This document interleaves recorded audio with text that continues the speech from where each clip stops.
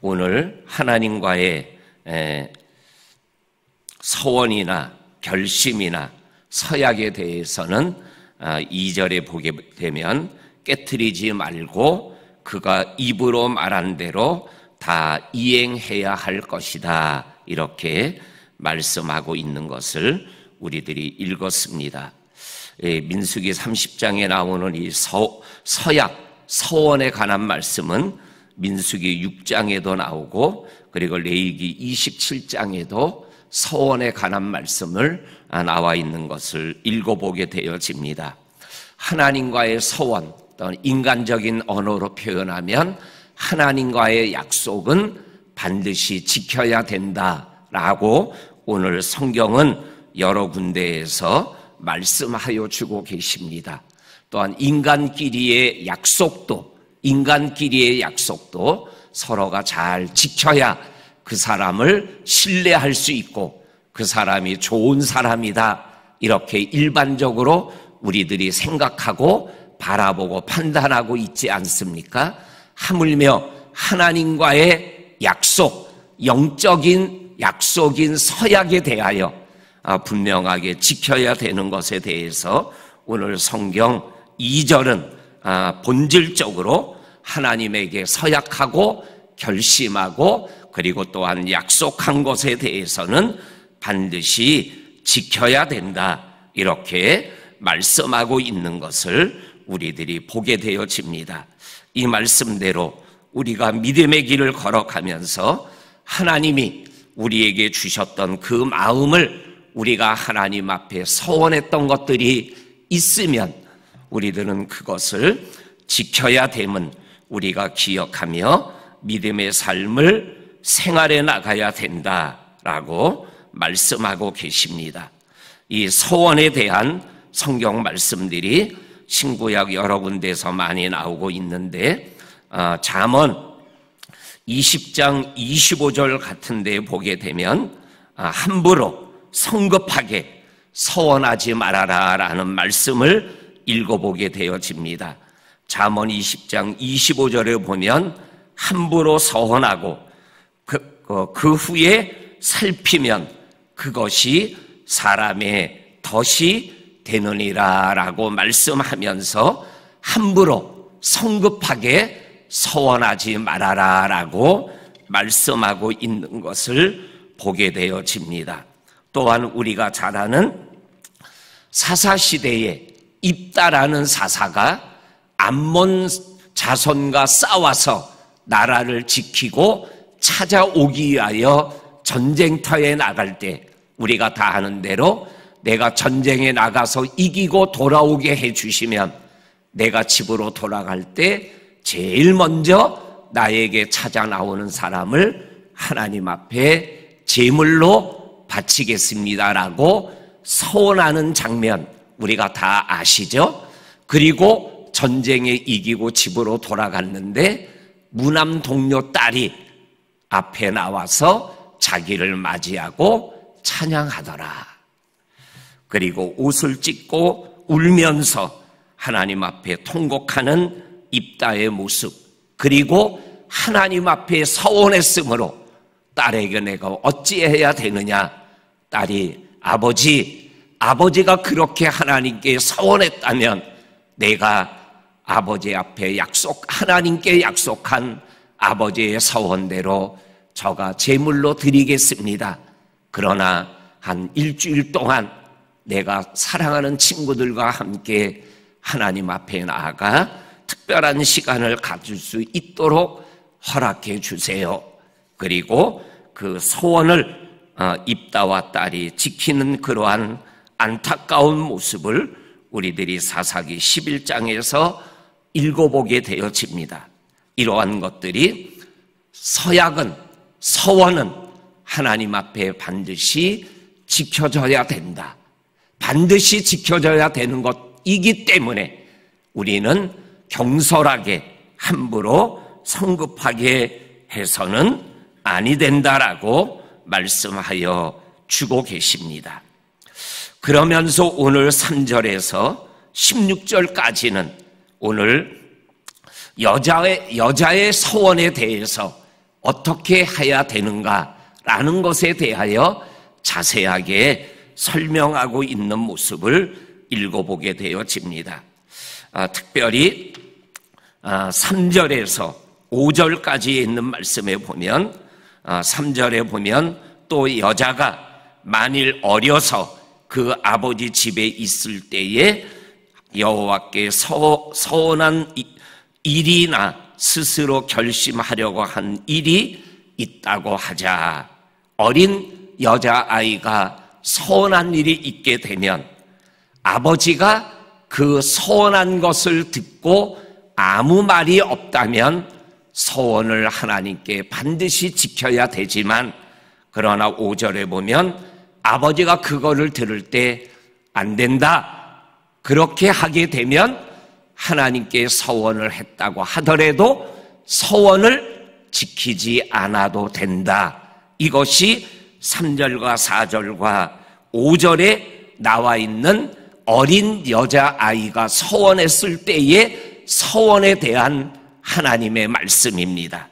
그리고 6절부터 16절까지에 나와 있는 말씀은 결혼한 아내가, 결혼한 여자가 서원하였을 때 그 똑같이 어린 여자가 아버지가 했던 것과 거의 똑같은 말씀으로 남편이 그 서원을 듣고 아내에 대한 말에 대해서 아무 말이 없으면 허락한 것으로 알고 서원대로 살아가야 되지만, 그러나 남편이 듣는 날에 아닙니다, 결혼했으니까는 나와 함께 믿음의 삶을 같이 살아가야 됩니다, 그랬을 경우에는 서원을 지키지 않아도 되는 것이다, 이렇게 말씀하고 있는 말씀을 우리들이 읽어보게 되어집니다. 그러면서 9절에 보면 과부나 이혼당한 여자의 서원이나 그가 결심한 모든 서약은 또한 2절에 나오는 말씀처럼 지키고 다 이행해야 된다라고 말씀하고 계십니다. 다시 말해서 장성한 여자가 하나님 앞에 서원한 것은 지켜야 된다라고 말씀하고 있는 것을 우리들에게 보여주고 있습니다.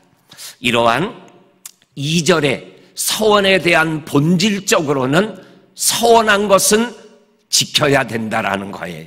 그러나 또한 여자들이, 어린 여자와 결혼한 여자가 서원한 것에 대해서는 그러한 중요한 요소들을 얘기하고 있는데, 한 두 가지를 우리들이 영적으로 또한 알아야 될 것이 있습니다. 첫째가 뭐냐면, 이러한 어린 여자와 결혼한 여자가 아버지나 남편에 대한 관계 속에서 서원을 지키느냐 지키지 않느냐에 대한 이 말씀 속에서 영적인 질서가 있다라는 거예요. 영적인 질서가 하나님이 주신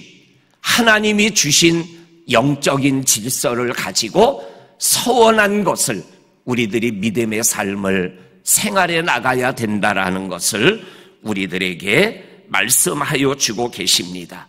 이 질서를 무시하고 막 하나님 앞에서 살아가는 것이 아니라 이 질서 가운데 속에서 하나님 안에서의 믿음의 삶을, 그리고 서약의 삶을 생활해 나가야 됩니다 라는 것을 말씀해 주시고 있습니다.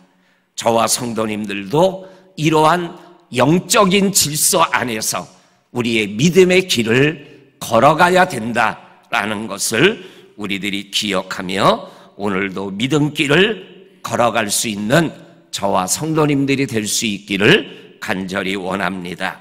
그리고 두 번째로는 민수기 27장에 보면 가나안 땅을 12지파에게 땅을 기업으로 분배해주는, 나누어주는 원칙이 있어요. 원칙이 있는데 예외가 하나 있었죠. 그 예외가 뭐예요? 슬로브앗의 아들이 없어요. 그러니까는 5명의 딸이 모세와 엘르아살 대제사장에게 나가서 우리 아버지의 기억과 아버지의 이름이 없어지는 것은 아니 되는 것 같습니다. 우리가 아들이 없고 딸만 있지만 그러나 아버지의 기업을 딸들에게도 허락해 주셔야 되지 않겠습니까? 그랬더니 모세가 하나님께 묻고 그 딸들의 요구가 옳으니 그렇게 허락하도록 해라. 그리고 단서를 붙인 게 뭐예요? 결혼을 할 때는 다른 지파의 남자와 결혼하지 말고 그 지파 사람과만 결혼을 해라. 그래야지만 그 지파의 땅이 다른 지파로 넘어가지 않게 되느니라 라는 하나의 기업을 분배하는 영적인 법을 또 하나 만들어 주시죠.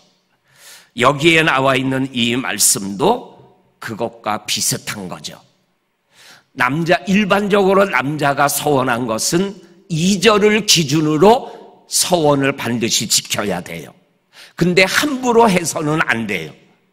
그런데 어린 여자아이, 결혼한 여자가 서원하고 지켜나갈 때는 부모와 남편의 동의가 필요함을 말씀하고 있다라는 것이죠.